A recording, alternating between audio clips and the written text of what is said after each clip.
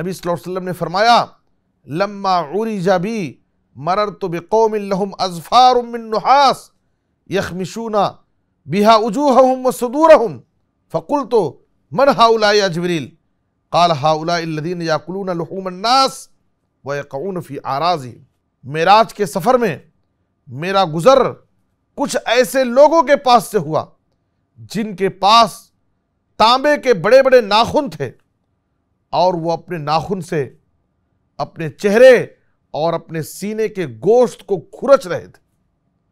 جب میں نے یہ دردناک عذاب دیکھا تو میں نے سوال کیا من ہؤلاء یا جبریل، اے جبریل یہ کون لوگ ہیں، کس جرم کے پاداش میں ان کو یہ سزا دی جا رہی ہے؟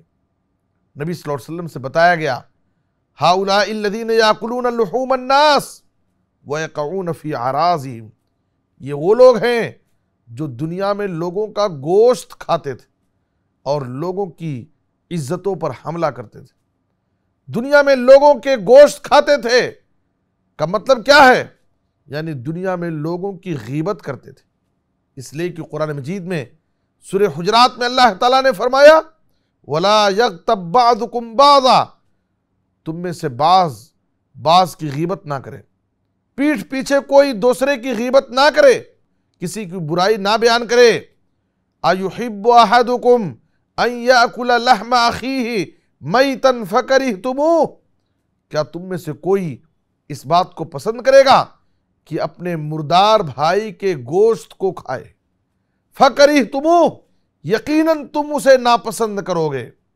جب تم اس سے گھن کرتے ہو تو اپنے مسلمان بھائی کی پیٹھ پیچھے برائی کیوں بیان کرتے ہو، غیبت کیوں کرتے ہو؟